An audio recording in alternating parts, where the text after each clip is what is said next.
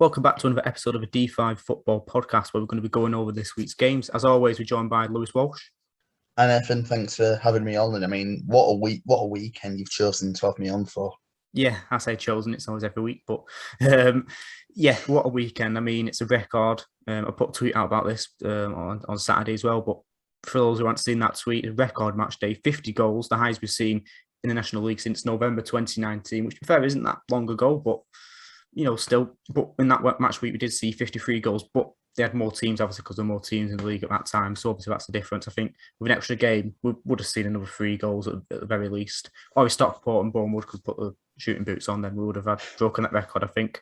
But it's a goals per match, which obviously because of a different amount of games, you're obviously gonna have a different sort of total. Goals per match, 4.55 is the highest since the data source that we use started collecting data, which is over 10 years ago. And I think it's going to be well over 10 years because that's a crazy amount. I've never heard of a match day having that many goals, but that's just the match day we've had. And because of the match day, it's been an absolute nightmare to choose a running order. So I've just gone off Google. So if you didn't think this running order sounds a bit familiar, just took it from Google. I'll Google have it. I mean, so if you want to complain about if your team's last, then unfortunately you're going to have to say that issue with Google. Yeah, which if you want to complain about the fact that your team's badge isn't on there, please take it up with Google because it makes it really hard for me to see stuff. You know what I mean? I'm better with pictures than words. Like some who don't even have the colours on. Stockport, apparently they play in grey. Kings Lynn in grey. Do they? It's not true, is it? A few of the teams do. I don't understand it. Stockport don't have a badge. Aldershot do. No offence to Aldershot, but Stockport are a bigger club in my eyes. So how that is, I don't know. Anyway, we'll move on. First game we'll go with Maidenhead 3, Torquay 4. Torquay obviously bouncing back after their dodgy start to the season, if you like, but you might have expected it. Lost some, won some, whatever. And Maidenhead as well. And as with all these games, or most of them, absolute goal thriller. So Maidenhead 3, Torquay 4. Well, talk about the perfect response to conceding 4 last week. Go ahead and score 4 the week after. I mean, it must have been the dream first half for Torquay just to have that sort of immediate response. I think what might be a little bit worrying though is that how close Maidenhead were to actually equalise. I mean, I know something must have been in the water for all these goal fests, but you can't be on the verge of not winning the game after being 4-0 up. I mean, so I think it goes to show that going forward, Torquay probably will be fine this season, but at the back they need to kind of either shore things up or they need to work on the mentality when they've got a big lead. But yeah, it's definitely something they need to work on, I think. Yeah, I mean, as well, that's been 4-0 up and then them nearly coming back. That's going to be the worry as compared to, sort of a goal thriller. You score one, we'll score one, back and forth, and then eventually Torquay coming out and stuff. And another thing as well, with Torquay 2-0 up, Joe Lewis nearly sort of lobbed his own keeper with a header, which I don't sort of... It's a weird one how that's happened. It's sort of a bit... similar to a few of the goals you sometimes see go around on Twitter from, donkeys years ago that people have dug up. How he's managed to do that, I don't know. But as you'll see, there's a few strange own goals this sort of match day. One towards the end. I don't know how he's done that though. It's just a bit sort of. It's just a moment of madness, really. You see that in games all over the world, really. Like I remember there was a Halifax game. I think we played Burscough, I think, and their defenders got this beautiful lob, only it was into his own net. So, yeah. Again, it is just a moment of madness, isn't it? Yeah, and also as well, Alan Massey. Is it Alan Massey or Macy? Massey. Massey, is it Massey? Yeah. Well, I think there's a YouTuber who's got that surname as well. So, he scored a goal, which is, I'm not going to say it's the same as what Zola scored, but it's similar in terms of, it wasn't a back heel, it was his front foot, but it was, you see the goal and then you think, hold on a minute, what's that? And then you watch it again and it's like, oh, they didn't quite do it, but it's still quite a good goal and stuff. But obviously in the end, it didn't end up mattering because obviously Torquay went on and won. Yeah, I mean, if you've got quality like that, you're always going to do well. And I think that showed in Maidenhead nearly pulling off the ultimate comeback. But no, unfortunately, it just wasn't to be for them. But I suppose on their side of things, it shows that they've got good firepower up front as well. Yeah. Next game we've got Notts County 3, Aldershot 2. A game that, you might look at on the scoreboard, look at it, just a score and think that's comfortable Notts County win. Aldershot got just a consolation goal, but Aldershot did go ahead in the game. Notts County scored first, but before they scored as well, they really could have had a goal. It's a bit controversial. I personally think it was a foul. Kelly Evans, a shot saved by the keeper. He goes in, dives in, and sure, while the keeper didn't have control of the ball, I do think it is a dangerous play. So for me, in my eyes, in my rules, if I were deciding, I'd rule that out. What the laws of the game say, I don't know, because they've always changing them out. They're messing about with them. But I do think it was dangerous. So I think that's right to be. Although I can understand the viewpoint of he didn't have full control of the ball, didn't have both hands on the ball.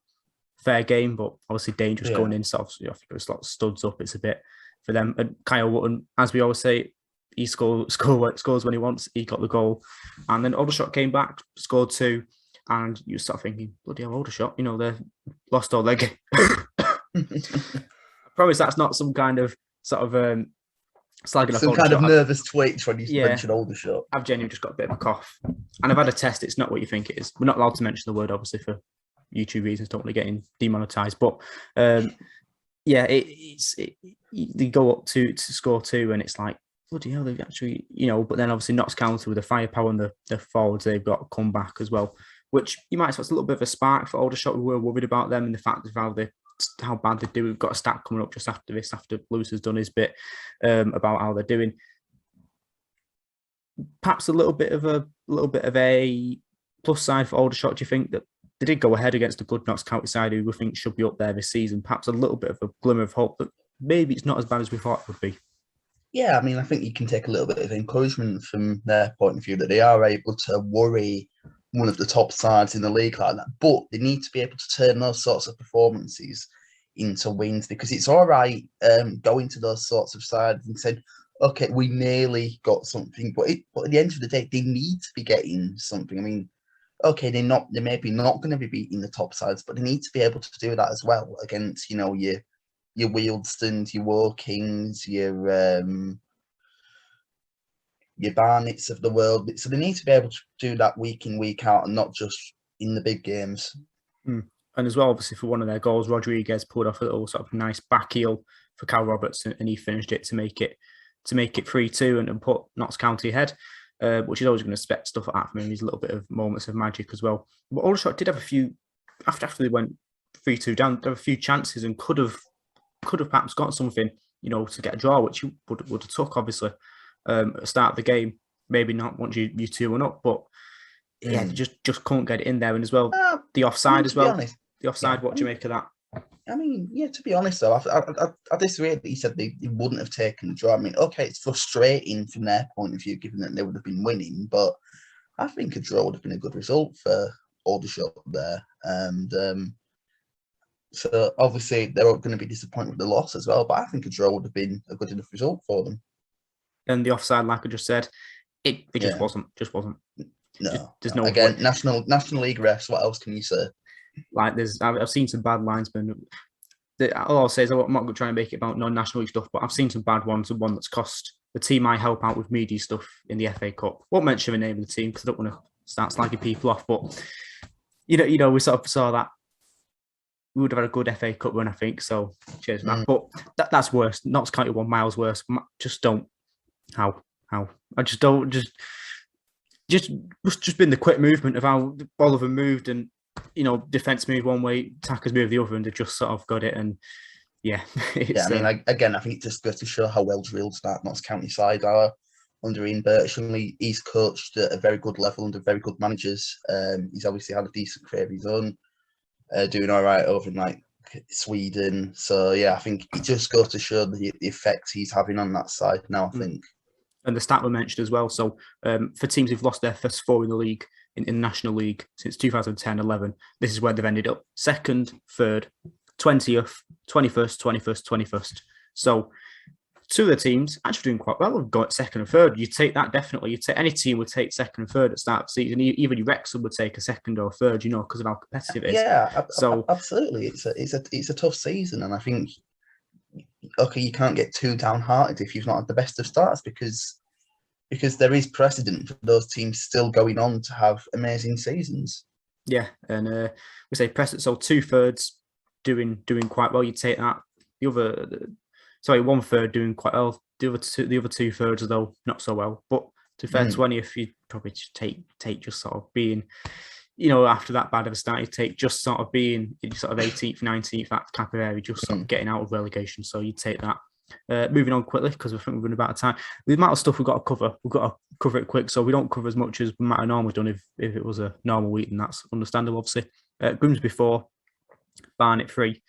And again, another sort of, as we've always seen with all these games, another goal fest, 7 goals in this one. I think we've got to say for the penalty, I don't know what Joe Wooderson's doing. Is he T-posing? Because I don't know what he's doing. He's got his arm stretched out. I don't know if he's trying to do like the YMCA or something in the box. And then I guess his question then, and I know there's a whole rule about the silhouette and stuff, but I don't really like that rule. I think that's a load of rubbish, really. I think it only really should be a penalty if you intentionally put your arm out to punch the ball. And I don't think you get...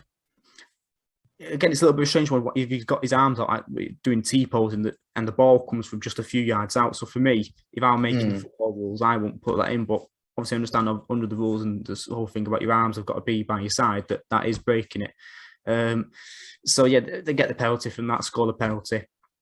But again, I understand it's going to be controversial, those types of things, but I think that's more down to the rules rather than the referee. So I'm giving we slagged off the referees in this league just then, but I think we'll give them a bit of credit then and say they just fought. Yeah, I mean, I feel like there's still a lot that's up in the air about the handball rule, and I think every ref's at a point where they're just going to have to be applying it differently because, again, I don't think anyone can really give it a proper definition anymore. It's just confusing at this point. Yeah. And as well in that game, we've got some crazy goals, but just not got time to go through them. If it was a normal week, Grimsby 4, Barnet 3, that the top thing would spend ages on it, but just not got time. But other stuff, so Josh Doherty sent off a handball. John McAtee scoring the penalty again. He scores when he wants. And Harry Cool sent off Barnet manager, obviously. I'm going to assume for sort of dissent reasons. I think it might have come out, but we just don't have the time to research all the amount of stuff. We didn't have the time to properly look into it. But yeah, it's another one. A lot of red cards in that game, a lot of penalties and all that.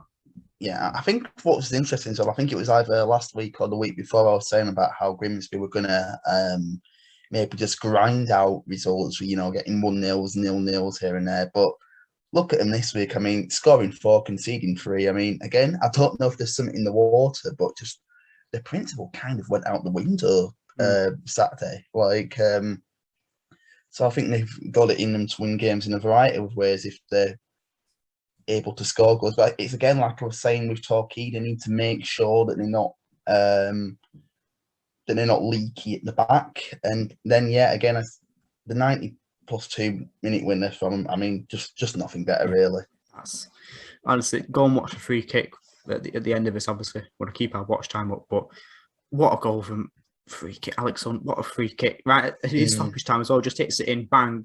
I think the Grimsby commentator was like, I think he's going to cross it to the back post with header. He said or something like that. Nope, banged it in. Amazing celebration. The fans going absolutely mad. And but for Barnet, I think I did see something about sort of around the team and the players they had available around that. So would you consider that as well? Obviously the defence, you probably sort of, that's not as bad as perhaps you might have, you might think, well, if we'd had those players in, maybe it would have been a draw or a win or whatever. So maybe not as bad for them as you might sort of think. I think on the flip side, that you can say that it's maybe something that they can use as encouragement if they're able to still go to a side like Grimsby and nearly get something without those players. I mean, okay, again, it's obviously frustrating to lose in the manner that they did, but if they're able to play like that once they've got those players back, then yeah, I think they might be able to start getting results elsewhere. Yeah. Next game, we've got Solihull 3, Weymouth 4. So again, in this one, Weymouth went 2-0 up, early on, and then Bradley Ash, he scored his goals, and the second goal, Williams goes to sort of kick it, but his finger just gets his other foot, or he slips, can't quite see. Obviously, we've not got 4K cameras with amazing zoom in the league, but he just goes, and the ball just falls perfectly, and he just sort of goes in, and it's if you were designing a fail for like a TV compilation, that's what you do, because it's just the way it goes, and you can see instantly as soon as it's off of his foot, you can see, he knows where it's going, and he's just dead, and then Ash goes in and scores it. Joe Sabara, scoring goals. He's up to 4 in 3 now in terms of goal scoring. So good for him. He got goals today. Yeah, it's another one. Just it'd be the highlight game, but just so much to get through. Just a crazy game, really. Yeah, it's kind of what we were saying before, really. I mean, any other week this game would have been the top billing, but just because of the other games that we've had, it's just like almost in the middle of the pack. But yeah, it's just a crazy game, really. I was noting down earlier that it was a bit of the Andy Dallas derby, but and of course he just had to get a goal at the end, didn't he? I mean, that would have given Solihull a little bit of hope if when they were able to make it 4-3, but no, it just wasn't to be for them in the end. But yeah, another crazy game to add to a plethora of other mad games this week. As well, I've got to say, McQuire is goal. I do like the sort of the what's the word, satisfying of. Apologies again. That's not some kind of a nervous tick. Like just got a cough.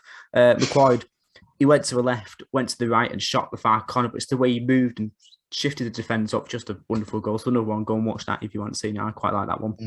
I mean, I'm not sure what else you can say about it. Really, it's just a goal. It's easy on the eye. So yeah, it's well worth a check if you've not seen it. Next game we've got Dagenham Redbridge 2, Wealdstone 2.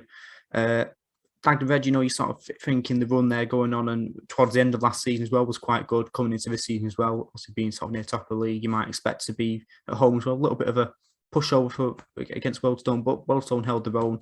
Went obviously 1-0 up, of course, and then the 2-1 up. But Dagenham Red just came back and made it 2-2. I think what I'm worried about from a Dagenham perspective is that this is now 3 out of 4 games that they've conceded first in. And okay, yeah, they've shown great fight back ability in each of those games, but eventually there's going to start coming to a point where they're not able to fight back from going a goal down. So I think it's just something that they need. I'm not sure if it's an issue of what's being said to them before they go out or if it's a mentality thing, but they just really need to work on them. Making sure that they're going into games in the right mindset, just to prevent having to come back every single time. Yeah, and as well for their second goal, it gets past to Lewis on the left because fellow in centre drags all the Dagenham defenders to the centre, so Lewis gets left, down by himself on the left, and he gets the ball and just fires it over the keeper, and I mean literally over the keeper. It goes to dive and then it goes over him. It's just an easy goal. Just probably say poor defending, but clever from Wealdstone to drag all the defenders away and give him a free run. Yeah, exactly. I mean, it's just a well worked goal from them. And I think you have to give them a lot of credit as well. Going to a side like Dagenham and getting a result. I mean, that's going to be huge for them coming into the season. I mean, that could be a point that makes all the difference for them in there if they are to be in that sort of relegation battle. Yeah, and then next game we spoke about weird own goals. This was an actual own goal, not just nearly. Eastleigh 3, Kingsland 3. I want someone to explain it to me because he kicks it, but kicks it, and it sort of comes off one of the Eastleigh defence or something. I'm not sure, and it's an own goal from 30 yards, 1 minute in. I mean, I don't know if you can explain it better, but have I explained it fairly right there? I think you've got it close enough. I mean, it's just the worst possible start to a game. I mean, we were saying about that with Dagenham, but to do that in the first minute of a game, that's just bonkers. I mean, credit. I mean, no, I mean, it's just silly, really. There's just nothing else you can say about it. Yeah, and as well, I just don't understand it. I don't know. Does it sort of come off the defender's leg, and that's why it gets like a speed bump, and that's why it gets the lob in it? I'm not entirely. That's the only reason I can think of, because it's just a mad own goal any way you look at it. I mean, you could play that game a million times and it'll only happen once. It's just that sort of an own goal. As well in that game, Ethan Coleman thundered a shot from edge of the box to make it 2-2. Good goal for that. And then at the end, for 3-3, a wonderful free kick from McGavin, which another one is, go and have a look at that. Good goal. Yeah. I mean, that's the other thing, actually. That's the other thing, actually. I mean, it's been a goal fest, but there's been some beautiful goals all around this week. And I mean, it's just, from a neutral perspective, I mean, it's almost a perfect week if you're just watching it without kind of any real allegiance, maybe. Yeah. Next game we got Southend 2, Wrexham 2. Two of the like sort of bigger clubs in the league, going head to head in a heavyweight game, if you almost like. And yeah, it was one where Southend went 2-0 up, and you're probably thinking Southend 2-0 up quite comfortable, and they're going to be perhaps a bit of motivation there to take down the big dogs. Wrexham, who've obviously got all the PR around them and stuff, but Wrexham fight back, make it 2-2, and the points are shared. Well, I think from what I've heard about the game, it sounds like that Wrexham really struggled to get into it until they got that first goal. So yeah, credit to them for the fight back. And I think what's interesting to point out as well, this is a Wrexham side that doesn't have Paul Mullin in it. I mean, he's got some kind of knee injury. So I think there'll be a lot of Wrexham fans that have their fingers crossed that that's not too serious. But yeah, I think being able to fight back without him in the side just shows that, for their sake, that they're not too dependent on him. But I think it becomes a question of, would he have been able to get them over that line? Would he have been able to get that third goal for them? I mean, it'll be interesting to see how it plays out if they don't have him for a while. Next game we got the only 0-0 draw in out of all the games we got. Stockport and Bournemouth letting us down, but Bournemouth 0, Stockport 0. Yeah, both teams letting us down there for more goals, but there we go. They let us down for the record, which cheers, lads. Yeah, Stockport. Spoke about this last week, obviously, with them scoring, and I say it's, again, they've got the players, they've got the quality, they've proven they can score goals and create goals, and they, in terms of the way they're possession of the ball, moving the ball about, they've got that. And I think it's just about moving the players about, deciding where do you play Ben Whitfield, where does he play best, moving him about, because you could sort of move all attackers about, they're quite sort of fluid or whatever, and getting all those players in there and then just tweaking it a bit. And I think I still hold on to. I think that's what it's going to be, because we saw at the end of last season, not like the last 10 games or whatever, when Simon Russ came, it's not anything like that. So I think they've proven it. I think it's just sort of about just tweaking it a little bit here and there and getting it right. And it might just be that you just have a game against, no disrespect, but a team who are locked down the bottom, where they might just sort of go and it might just click and they get 4 or 5 and just go into it. Just need like a little confidence booster, maybe. Yeah. Just something like that, where they, once they know what they do, then I suspect then the goals will start flying in for them, because they've got that quality in the side. It's got to work for them eventually, right? Yeah, it's got to. But we've seen it before with these teams who they've got a good team on paper, but then it doesn't end up working out so good. But I mean, we've seen it before with Salford. It took them a few games to click, but as soon as it started working for them, they were flying. Yeah. I think as well, though, when you look at Bournemouth, we've been saying before about how I think the defence could be their focal point this year, and yet that's now 4 games they've not conceded in. So, it's like we've said before. I think any success Bournemouth have this season is going to be focused on that back line. I mean, okay, it might not be the most exciting football to watch, but it's going to be what gets them results. And ultimately, I think I would rather have a winning side than an exciting side that doesn't win anything. Next game we've got Altrincham 3, Dover 2. Again, Dover way, we sort of tipped at the start of the season, and I think we said it as well, that there would be the sort of boys who'd get battered, and it'd be 5 or 6 every sort of most games or whatever, purely based on the fact of the stuff that the team and all that, and the points deduction and sort of finances and stuff, which obviously you don't want to see. That's obviously another topic. But you know what? Looking at the score-wise and looking at the goals, it's not too bad for them today. Saturday, I should say. Yeah, Saturday. I mean, we're not filming this in the past, but yeah. I mean, as you say, it was certainly more encouraging from Dover today. I mean, they certainly do have some fight in them, but is it going to be a case of they need more than that fight? Do they need more quality in that squad? Because I think maybe with the right additions, then they might be able to start sneaking points in here and there. But you have to give them credit for the fight that they've got in the middle. Certainly do them okay at some points. But yeah, with Altrincham, I have to give them credit, because when they played Halifax on Bank Holiday Monday, it looked like they were going to be a side that was going to struggle to score goals. But no, they've responded in the right way, getting 3, even if it is against Dover. So I think those sorts of worries about whether they can score have just cleared up almost immediately. Yeah, and one thing I want to say, this is another weird. We've had a lot of weird moments this week, but with for the last goal, the penalty in the run up to that, obviously Colclough gets tackled, but you might think, oh, it's a bang out a handball, or punch something, a handball or a leg out. If I'm right, has Collins tackled him with his head?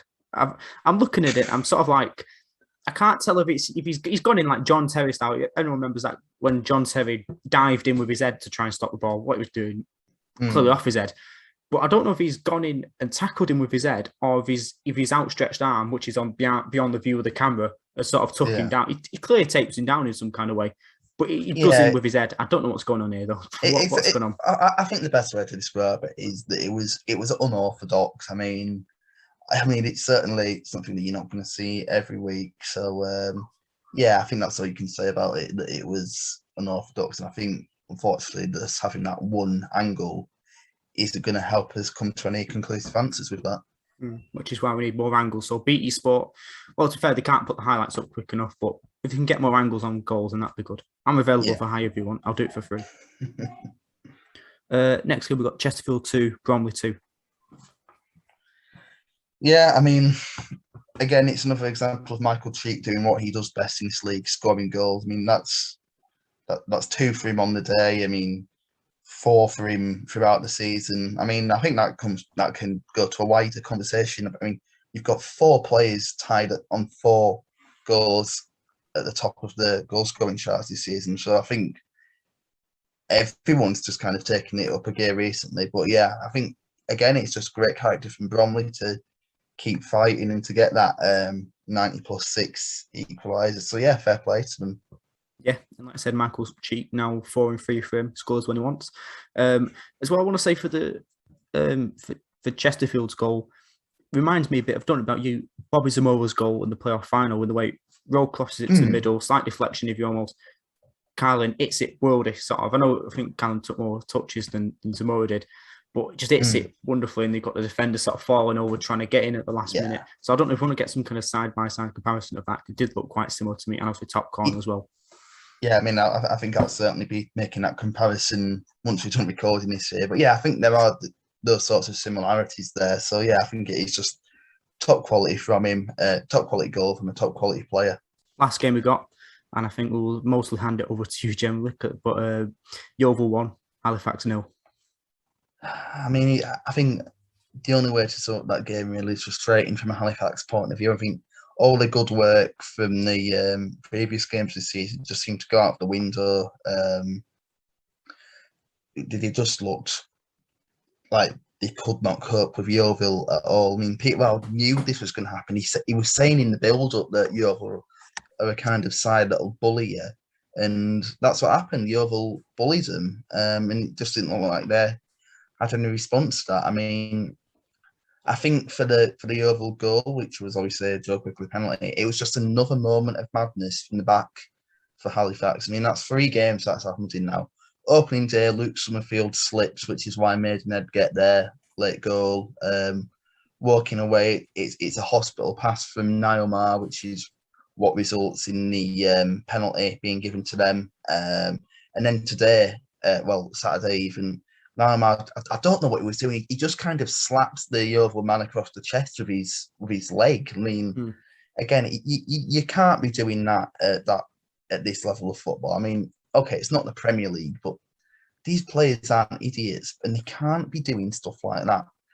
But yeah, it's like I said, Halifax at no point looked like they were in any danger of providing any sort of threat to Yeovil. I think a big reason for that was that the left back, Jack Seeney, who's been a huge cog in Halifax's system this season, is out injured. And ultimately, we don't have anyone else who can sort of play that left wing back role. So we just didn't really have any attacking threat down the flanks, because we just didn't have anyone who could play that wing back role.